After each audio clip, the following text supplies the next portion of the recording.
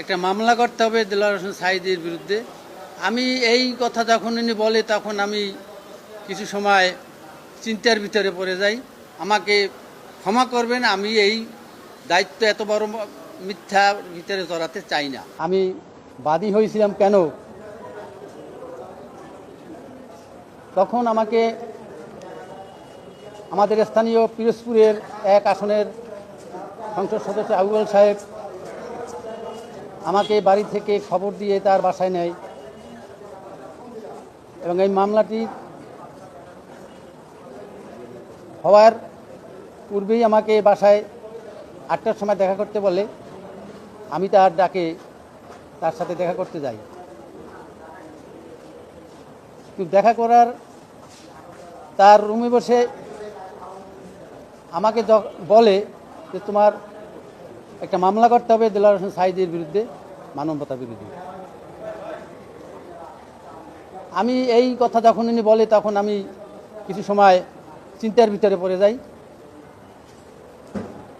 তারপরে তার কাছে আমি অনেক অনুনয় বিনয় করি, আমার ব্যক্তিগত পরিবেশ পরিস্থিতি সম্পর্কে বলি যে আমার কোনো সক্ষম কোনো ছেলে সন্তান নাই, আমি আর্থিক দিক দিয়ে তেমন একটা না, যার সারা বিশ্বে নাম ছড়ানো এমন একজন আলেমের বিরুদ্ধে এই যে সে কি করছে কি করে নাই।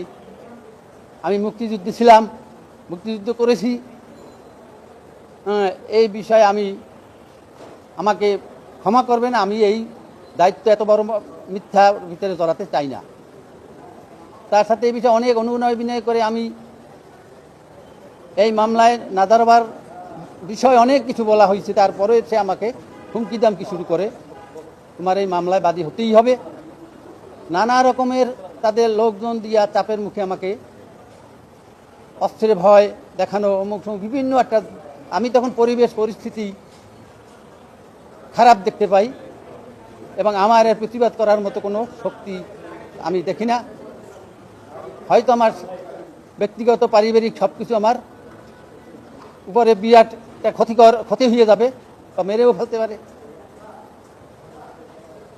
এই কথা বলার পরে আমাকে গাড়িতে ওই উকিল যে লাইব্রেরিতে সেখানে নিয়ে যায়। সেখানে নিয়ে অ্যাডভোকেট আলাউদ্দিন সাহেব আরও কয়েকজন তার সাথে সবার, এরা আমাকে আগেই তারা একটা রেডি করে রাখে, ওই মামলার সব কিছু। আমাকে সেখানে সই দিতে বলে। আমি যখন সই দিতে না চাওয়ায় তারা আমাকে সবাই মিলে এমনভাবে হুমকি শুরু করছে, তখন আমি বুঝছি যে আমি এখান থেকে রেহাই পাবো না বা আমার ক্ষতি হবে, আমাকে মেরে ফেলবে, আমার পরিবারবর্গ মেরে ফেলবে। তখন এক পর্যায়ে আমি অসচেতন হইয়াও পড়ি, দিক বিদিক কী করবো না ওই মুহূর্তে আমি কোনো দিশাবোধ করতে পারতেছিলাম না। তাদের হুমকিতে, আমারে মারার হুমকি, বিভিন্ন হুমকির কারণে শেষ পর্যন্ত আমি এই মামলায় স্বাক্ষর দিতে বাধ্য হই, পরিবারের তাগিদে, আমার জীবনের তাগিদে। এখন আমি আসছি, আমি বার্ধক্য, হয়তো মরে যাব, একদিন মৃত্যু সবারই আছে।